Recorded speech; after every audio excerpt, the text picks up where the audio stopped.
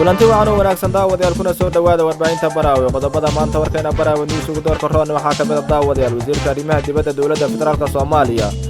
Ambassador Axmed Ciise Cawad ayaa shirkadda DP World u sheegay mid ku xadgudbaysa madaxbannaanida dalka Soomaaliya oo sheegay in dawladda federaalka Soomaaliya dulqaadkiina uu ka sii dhamaanayo iyo wasiirka caafimaadka xukuumadda federaalka Soomaaliya Marwuxii Abi Karayidon sheegtay xaaladda faafaha daran ee COVID-19 halka uu dalka ka marayo madaxweynaha waddanka Turkiga Rajab Tayyip Erdogan madaxweynaha dalka Mareykanka ayay shir dhinaca telefoonka ay yeesheen oo madaxweynaha waddanka Turkiga oo la hadlaya TV-ga TRT ee dalka Turkiga adduunka la hadla soo sheegay in madaxweynaha Trump iyo asuguba shir wax ku oola ay si nabadgelyo ugu soo dhamaaday madaxweynaha dalka Mareykanka Donald Trump asaguna wuxuu sheegay in booliska dalka Mareykanka la kala diri doonin intaas in kala Baraawe news oo faahfaahsan daawadayaal ku soo dhawaada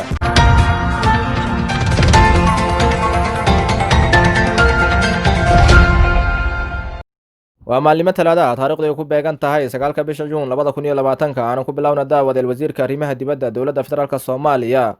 Ambassador Axmed Ciise Cawad ayaa shirkadda DP World ku eedeeyay inay ka dhan tahay madaxbannaanida dalka Soomaaliya asoo sheegay wasiirka arrimaha dibadda dawladda federaalka Soomaaliya inaysan dawladda federaalka aysan dul qaadan karin intaas ka badan intay dul qaadan kartaan ay dul qaadata shirkadaas wuxuu ku sifeeyay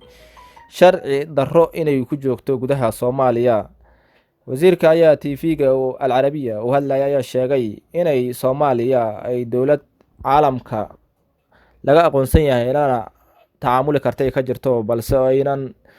u dul qaadan karin sida uu sheegay inay maamulada iyo dadka mandate-ka u lahayn inay wax saxiixaan inay shirkadaas tuugaysiga uu ku tilmaamay inay dalka Soomaaliya ay ka wado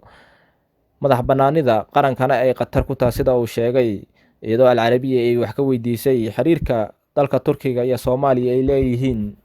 Master Cawad ayuu sheegay in Turkiga Soomaaliya bis uusan caawin oo dalal badan oo muslimiin oo caawiyay wasiirka arrimaha dibadda dawladda federaalka Soomaaliya ayaa Al-Carabiya u hadlaya oo sheegay inuu soo dhaweynayo adduunka siyaasadda arrimaha dibadda dalka Soomaaliya inuu ku sheegay mid aad iyo aad u soo wanaagsananaysa wasiirka caafimaadka xukuumadda federaalka Soomaaliya Marwuxii Abi Karayidon waxay sheegtay faafaha COVID-19 inuu gudaha Soomaaliya dadka ee dawladda Soomaaliya ka diiwaan gelisay ay gaarayaan 2416 ruux sida ay sheegtay wasiiradu caafimaadka iyadoo sheegtay dadka xanuunka ka bogsoodanayna 489 qof halka dhimashadu ay sii cagacaynayso 85 qof wasaaradda ayaa dadka ay sheegayso inay dadku wili aysan isdhigan faafaha daran ee COVID-19 iyadoo dadka uu baaqday in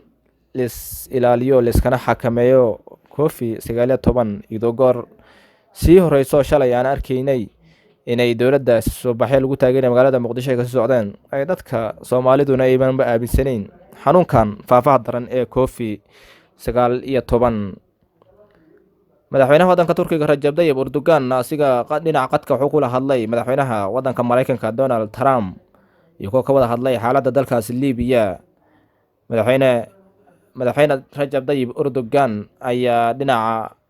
qadka telefoonka kula hadlay madaxweynaha dalkaas Mareykanka iyo kala hadlay xaaladda dalkaas Liibiya madaxweyne Erdogan oo la hadlayay TV-ga TRT ee dalkaas Turkiga adduunka la hadlay uu sheegay inuu asiga iyo madaxweyne Trump ay shir wax ku oola ay yeesheen oo si wanaagsan uu soo dhamaaday sida uu sheegay madaxweynaha Turkiga ayaa sheegay inuu dawladda dalka Mareykanka wixii hadda ka bilowday ay taageeri doonto dawladda caalamka aqoonsan yahay ama qaramada midoobay ee GNA ee dalkaas Liibiya Mareykanka ayaa horay la macaan leynayay asoo dawladda dalkaas ee caalamka aqoonsan yahay ee Tripoli fadhida si toos ah u taageerin iyadoo hadda lagu soo waramayo taageeridan oo dawladda caalamka aqoonsan yahay ee Tripoli fadhida oo Mareykanku uu siiyay ay ka dhigan tahay dalka Russia tartam oo kula jiro iyadoo madaxweynaha waddankaas Turkiga Rajab Tayyip Erdogan oo dawladdaas uu ka badbaadiyay Khalifa Haftar oo doonayay inuu afgambiyo iyadoo lagu soo waramayo balse hadda Khalifa Haftar uu og yahay mid gacan ku gambada oo looga tugtugroonaada dagaalada dalkaas Liibiya ka socda goor sii horeysay oo shalay ahayd waxaa magaalada qaahira ee dalka masar shir ku yeeshay madaxweynaha waddankaas masar cabdilfataax al siisi iyo jenaraal khaliifa xaftar. khaliifa xaftar ayaa waxaa lagu soo waramayaa inay masar ay khaati ka taagan tahay, iyadoo dhulkii ugu badnaydna ay dowladda waddankaas liibiya ay kusii ruuqaansanayso. master jenaraal cabdilfataax al siisi isagu waa soo jeedshay in xabad joojin laga sameeyo waddankaas liibiya, balse dowladda midnimo qaran ee JNA ay ku gacan seersan tahay, iyadoo turkiguna uuna hadda danaynayn inuu khaliifa xaftar uu ka mid noqdo waanwaan nabadeed oo dalkaas lagu soo dabaalo, sida uu horeba u sheegay madaxweynaha waddankaas turkiga Rajab Tayyip Erdogan.